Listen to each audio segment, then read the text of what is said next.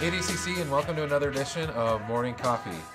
Hey, I want to talk about social media, right? Social media, where Facebook, Instagram, all those things, we're constantly posting photos and pictures and all kinds of stuff, right? And so there's a part of that those are things that happen in our life, or the kids came home for Christmas and we took a bunch of photos of that, and here's my Christmas tree, and here's I don't know, mistletoe, everything.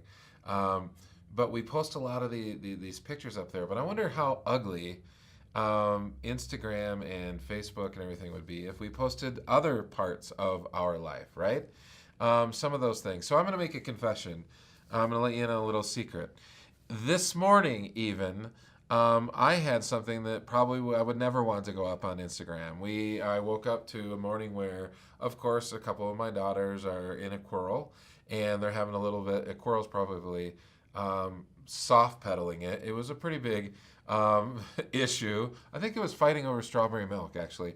But so Pete erupts out of the office. He's sitting in his boxers and he begins to, I don't know, maybe raise my voice just a little bit, maybe like 300 decibels or something like that. And so those are moments, right, that we don't want Instagrammed or Facebooked or put out there, right? Because, well, I mean, who really wants to read that or see that? And especially, yeah, me and my boxers, probably not. But the issue is that there's a part of our life, right, that we put out there that we want people to see, and there's a part of our life that we'd rather have it not get out there, not be out there. And so we cover it up. We try to avoid it. We don't want people to know about it. And so our life can be this thing that we've talked about before in a previous morning coffee, this idea of performing and hiding, right? Where we want people to see these things that are consistent with the things that you could praise or look up to or think good about me, and then I want to keep back all those things that would be inconsistent with that picture and the things that I don't want you to see. And so I want to take a little bit different angle than we took last time. Last time we talked about the fact that when we do that, then somebody that gives me praise or tells me something or gives me a compliment never really gets to my heart, because I understand that it's just a performance. If you really knew everything true about me, then you wouldn't be praising or complimenting me, right? And so there's that aspect. So when we perform and we hide, we prevent things like love and care and compliments and attaboys to actually sink in and actually have their place in our heart, because we know that we're hiding something. You're not getting the full Pete Heiniger, so to speak. On the other side of that, though, there's this constant whisper, right? There's this whisper of, which I want to get down as the core reason why we do these things. There is a whisper that happens, the enemy gives us, in which he's telling us, you're never going to measure up, you're never going to be good enough, you're not going to be approved by people, and so it just chips away at our self-confidence. It chips away at who we are. We're scared to death that somebody isn't going to like us, respect us, admire us, whatever, right? And so, and the enemy is really great at constantly reinforcing that, making us feel insignificant, making us feel like we just don't matter, making us feel like if I was gone tomorrow, nobody would really know. I'm not making an impact. And all of those things just bombard our life. I think of that movie with Jimmy Stewart, and I can't. It's a Wonderful Life. There we go. And you have that angel who shows up, and he's going to jump off the bridge because he thinks his life is so insignificant. And the angel goes back and takes him through and said, "Here's what it would have looked like had you never existed." And he gets to see that his life did have impact, and there were people who did need him, and that there were people who were going to be taken advantage of, and there were going to be evil people who would win if he didn't do what he needed to do. And so it gives him this new lease on life, and you get to have this wonderful story where he gets to see what an impact he has made and what he can do, and he comes back and he strides in, and he kind of takes that happiness and joy, and it just expounds out throughout the community, and all of a sudden this entire community is touched by the love of just this one guy.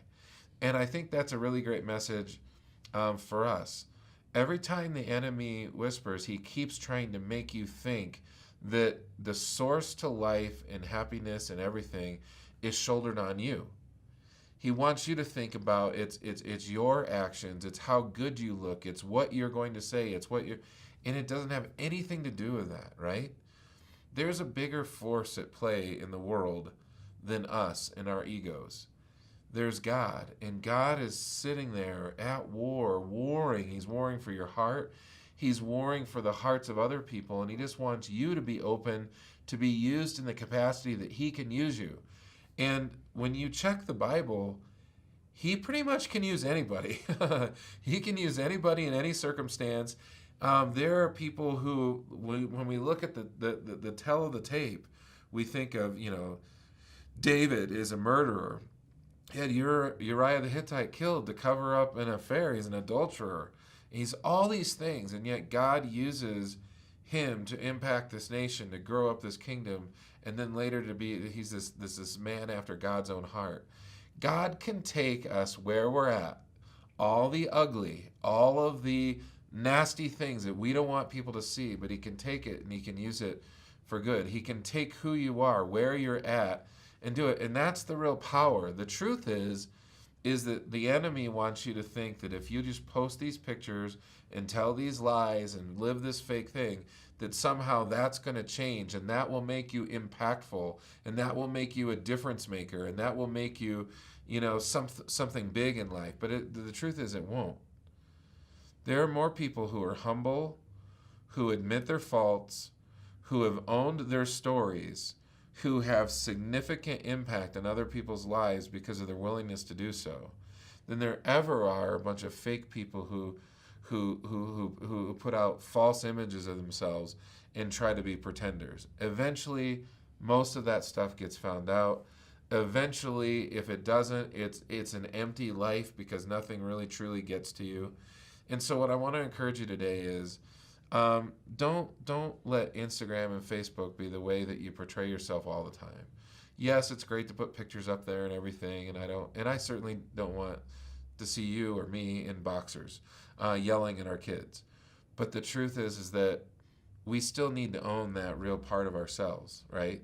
And we still need to not fake people out and to be real. We do make mistakes. We do falter. We do fall. But God's got us. And that puts more glory and praise to him for what he can do through us in spite of us than for us to fake it, right? We just rob God of glory. So stay who you are. Be real with who you are. Have a good day. And we'll talk soon.